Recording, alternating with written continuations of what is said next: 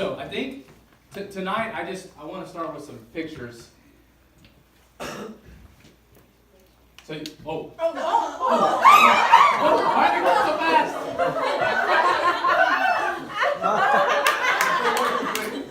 Okay, are you doing that or is it going automatic? I don't know. Okay, let me help you. That's okay.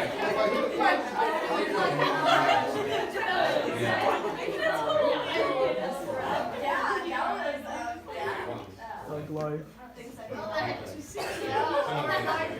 Yeah. Okay, so I don't know if you saw my selfie or not, but for me it felt cute, but I thought I may delete it later, okay? Are you guys taking pictures of this or something? It's on Instagram. I posted this. The church Facebook, isn't it? Yeah, it's on the church Facebook. That way, if anybody ever wants to hire me for another job, they're going to be like, no, okay? Ty's response was like, why are you in my bathroom? Because you may not know this, but as a church staff, we have assigned restrooms in the building because there's 3 guys in 3 different buildings. Mine is the one in the kids' wing, and I just don't go to the bathroom on Thursdays because that's like after all the kids are down there on Wednesday night, and those boys, it's like, I keep forgetting I'm recording myself, and that shouldn't say stuff like that. Okay, so that was mine. Then we got Bug Life over here, which now don't forget now. I was questioned by this. Okay, was this like a staged picture, or is this just you walking downtown? It looks like. That's me walking downtown. Yeah. Okay. I could not intentionally make myself look that way. All right, let's go to the next one. Look mad at the world. The best looking guy at barnersonly.com.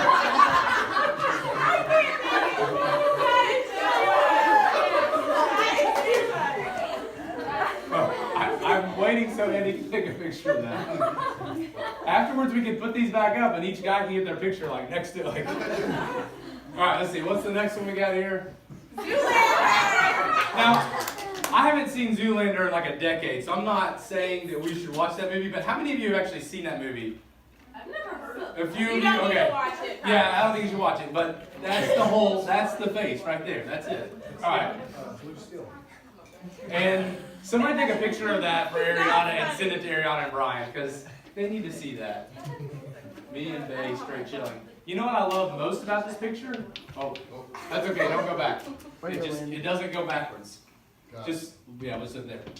Oh, no, it does. If you do that, okay. So my favorite thing about this picture is you see the what's their kid's name? Parker's play place thing back there in the corner. I know. I just think that's funny. Okay.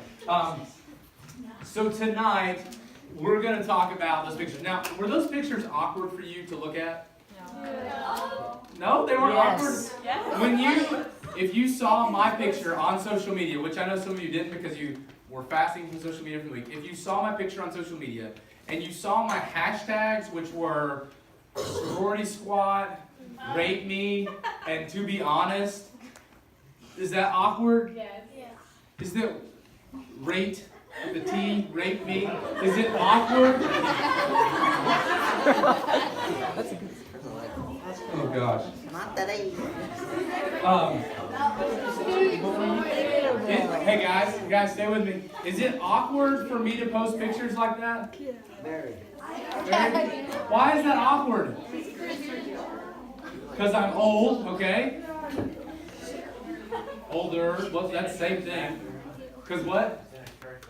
But I got the flash in the mirror. Like, that was a big deal for me. Dawson? It's cringy. Cringy? Well, I want to talk about the idea of why your generation, and I say your generation not as a derogatory thing, but just your generation, because I don't want to specifically say just you as individuals, but the group of people, your age frame. Why on social media it has become such a trend to be honest or rate me. And so we have some statistics, or not statistics, but this is just searching hashtags. So the hashtag rate has been, does anybody know what that number is? 2 million, right? That's a big number. But then that's rates. Then rate is 4.5 million. So you add those together real quick, what are we looking at? Like 6.6 mil? That's a lot of selfies, right? And then, to be honest, this 10.5 billion all by itself. I think all of us, all humans, all the people down there, and all of us in the room, and even Aiden and Levi, and all the other kids in the nursery, we all have this desire to be loved and accepted. We all want approval. And what I think is happening and is evident in social media is through these hashtags, we're looking for approval in the world instead of looking at approval from God. We're longing for that approval, and we think somehow that our culture can make us feel loved and accepted. So I would argue that all of us are actually, we all try to meet the conditions, the cultural conditions of the world that say we're accepted. And so we do that by, the world says, hey, these are the movies you need to watch that are good. These are the music you need to listen to that's a good song. Or these are the clothes that you need to wear. And even myself, I say, look, I try to dress, and this may be shocking to you, I try to dress cool. I really do. Like, I try to look cool. And I know some of you are like, really? Because you don't look cool to me, and it doesn't look like you're trying to be cool. But I spend a lot of time. I bought these pants yesterday. You like them? I tried to dress up a little bit. They're khakis? Yeah. You don't like khakis? Well, check this out. Okay, you may like these. These, the salesman was like, yeah, they feel like sweatpants. And I was like, those are the pair I want then. You know what I'm saying? Then you need to go get some. They're like dressy looking, but they do feel good. So anyways, I try to dress, hey guys, I try to dress nice. I try to dress cool. And I would say that we all do that. And what happens is we all have different definitions of cool, right? So, and I told Isaac that I had this example written in, even though he's not here. So if you're watching this, Isaac, I'm talking about you, and I told you I love you. But Isaac, when he tries to be accepted by culture and dressing cool, what's he wear? Those black jeans with the holes in them and his Timbs, right? Because he's gangster. And then he wears his NF flat bill and his sweatshirt. Now, for some of you, you're like, yeah, that's not cool at all. Sorry, Isaac. But some of you are like, what's cool is if you have on boots, Levi's, and like a Realtree sweatshirt, right, Jaden? Right? And he's like, yeah, like that sums up your closet, right? Like that is cool. Girls, some of you think it's really cool to wear shorts that are shorter than my underwear, right? Like, I don't think that's cool. That makes me uncomfortable, and probably should make you more uncomfortable than it does, right? Because down here, just in case you want. But we all have these different things that maybe we're not even intentional about it, but I think we do this even unintentionally, and it comes from a rooted desire for us to be accepted. We're wanting approval from the world, so we feel like if we dress a certain way, or we talk a certain way, and we use, like I try to use those cool slang words that I don't really know what they mean. Like if we try to use those words, we're on point and we're cool. Did I use it right? Sorta. On fleek? Or is that too old? No? That's not Thanks, man. I don't know. What? Altino shade. I have literally no idea what that means. I have no idea what I just said. But I hope it was appropriate. No. But guys, what I'm saying is even the way we talk, from the music we listen to, the shows that we watch, to all these different things, I think comes from a desire from us trying to be accepted by our culture. And the reality is that's not what we're longing for. That should not be our goal. So can we agree that at some level we are looking for approval from other people? We there? We think that's fair? We look for approval from others. All right, Alex, if you want to come up. Alex is going to read a little something she wrote for us. Gets me every time. It's hard to say. Miss Odd is going to read something that she wrote for us. Okay. We all, in some way or another, are trying to gain approval from the world. We change our hair, our clothes, our language, our friends, our identity, all to gain approval of this world. A world that's fleeting, a world that's dying, a world that will not sustain the test of time. But we forget this world is temporary, and we start chasing the approval and the fleeting satisfaction it offers. Like bubbles floating, all delicate and captivating, we chase down acceptance because it seems like it will satisfy our souls. Like bubbles reflecting all the colors of the rainbow, it seems to hold the promise of what we're lacking. More streaks, more likes, more shares. But then, as bubbles always do, once they're grasped, once the approvals of the world are gained, they pop. It's over. And we're left more empty than before. See, I've spent a lifetime chasing bubbles of popularity and good grades, nice vehicles, cute boyfriends, cool clothes. A lifetime chasing the approval of others. All the while, there was this invitation to chase something so much more satisfying than temporary bubbles. The invitation is one that tells me I'm loved without the need for sticky, fleeting bubbles. A promise that I am loved despite a dying world.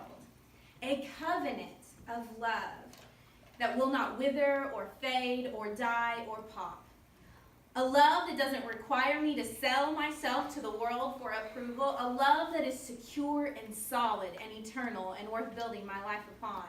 A love that was bought on the cross. The approval has already been won for us. The acceptance has already been gained. The perfect friendship, the perfect relationship, it's waiting for us to just enter in.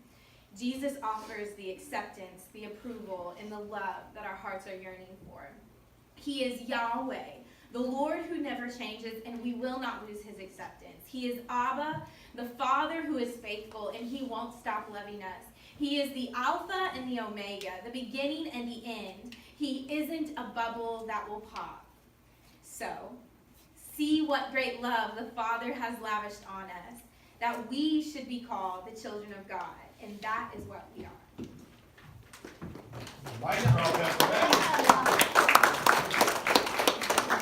I want to ask you guys a question. Why are you seeking the approval of man over the approval of God? Why do we care so much what other people think about us and not what he thinks about us? So we have this verse, it's in Galatians 1:10, and this is a New Living Translation. It's a little bit different than what we normally read, but I really like it. It says, obviously I'm not trying to win the approval of people, but of God. If pleasing people were my goal, I would not be Christ's servant. So why, I don't know why he's saying, I don't know why you would think I'm trying to win the approval of the people. I don't care what other people think. If they think I'm cool, that's great. If not, that's great, because it doesn't matter. What my goal is as a human, what he's saying his goal is as a Christian, is the approval of God and being Christ's servant. See, I think the entire Bible is this story. Now I'm about to use a word that I know at least one of you doesn't care for, and I apologize. Have you guys ever seen a chick flick? Right? Now, okay, so to avoid saying the word chick, I'm going to call it a genre of movie specifically designed for females, okay? Can we say it like that? So have you ever seen a movie designed specifically for females, a genre of movies? So I feel like most of those movies are the same. And so Emily and I have sat down to watch a number of them, and this is sort of what happens in my house, okay? We're watching the movie, we're like 10 minutes in, I'm like, okay, Emily, here's what's going to happen. This girl right here that's about to get like married to this guy, well, by the end of the movie, she's going to break it off with this guy because this other guy over here that's been like her lifelong best friend, they're going to be together, and then they're going to get like a dog and live happily ever after in an apartment, okay? That's what's going to happen over the course of this movie. And she's like, oh, Drew, stop. We're going to watch this. Nobody can know what's going to happen. And you're like, yeah, because it happened in all 750,000 movies that we watch that are just like this with different actors, and it's a little bit different, right? So that's sort of the plot line for movie in the genre for females, chick flick, right? You guys with me on that? Yeah. Have you seen that movie? You know what I'm talking about? Yes. I think that movie, in some ways, is the same story that we see in Scripture. You see this girl that's in this relationship with this guy, and it's really no good, but she thinks it's what's important, and he really doesn't treat her the way she's supposed to, and she's just so caught up in that relationship with that guy, and that's all she thinks about, while there's this other guy over here that's always been there for her, and always loved her, and always cared about her, and always treated her so much better.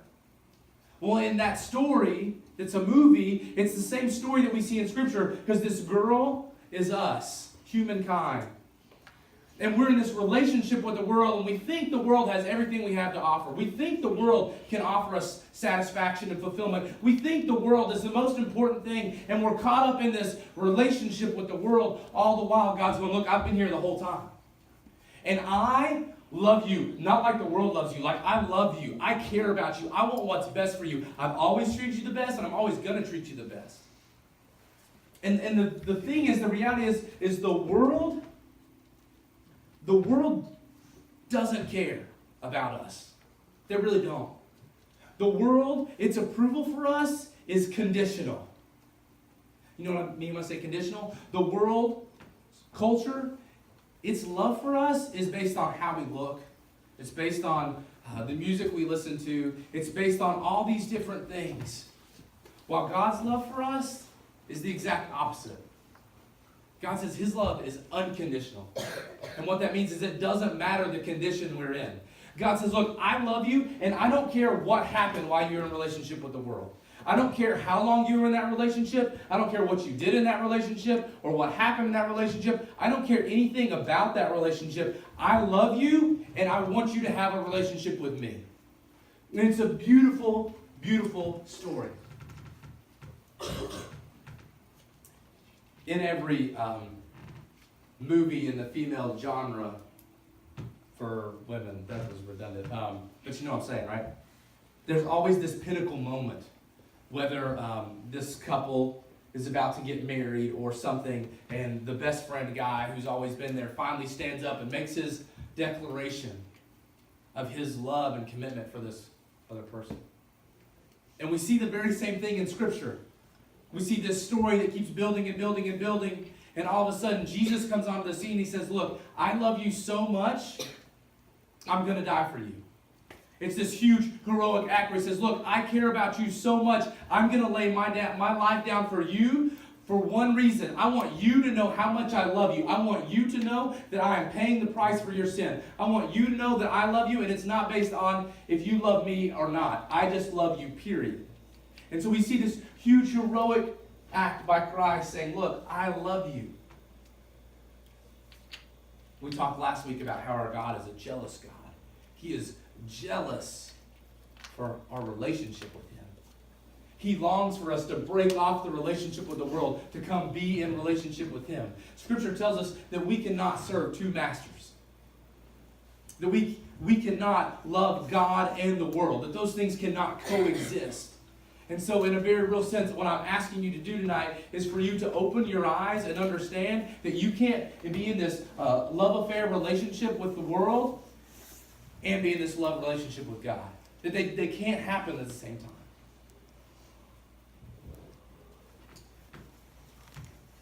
Scripture, Jesus says, all who are thirsty, come. You will thirst no more. We have this desire for approval, this longing to be loved and accepted. And I think it manifests itself in a lot of different ways, but even a superficial way is rate me and to be honest, all these different hashtags that we use, all the different posts we have on our social media, all the different times we have our moms come in the room or our best friend comes over and they spend 30 minutes to get that one really good picture so we can post it and it'll look good. Like, it manifests itself in all these different ways. And Christ saying, look, I love you regardless of that. Christ says, look, I can fulfill you. I can be what satisfies you, and I'm the only thing.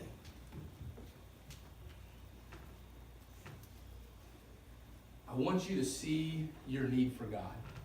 I want you in this room to see that you need God. And I also want you to understand his pursuit for you. Oftentimes, in our context of the world, we understand that, yeah, we need this or we need that. But in most other relationships, that person's not pursuing us. And in our relationship with God, he's pursuing us and gone through greater lengths for us than any other relationship we have, than any other example I can give you.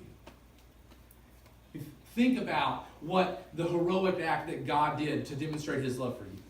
He sent his son to come to earth so he could die so that you could be forgiven, so that you could know who he is. It's a big deal. Girls, I don't want you to find your acceptance from boyfriends. I don't want you to find your acceptance from likes on Instagram.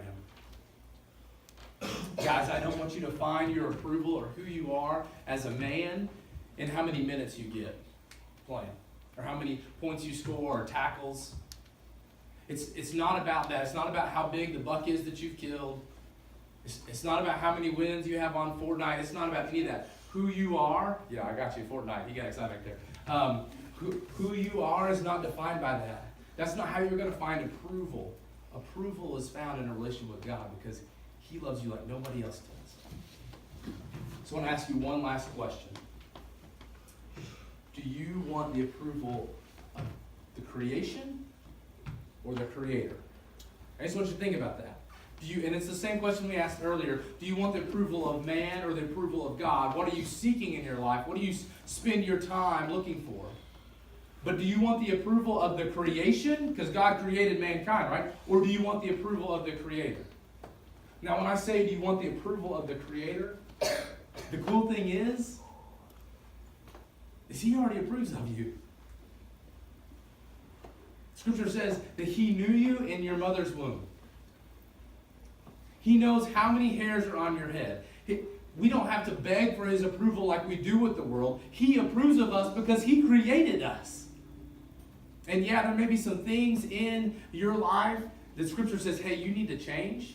You need to remove some sin in your life. But who you are, like who you are in your existence, you don't have to ask for His approval. He loves you. He created you the very way you are, unique. So here's what I want us to do tonight. I just want you to think about that question for a few minutes. We're going to transition to a time of worship.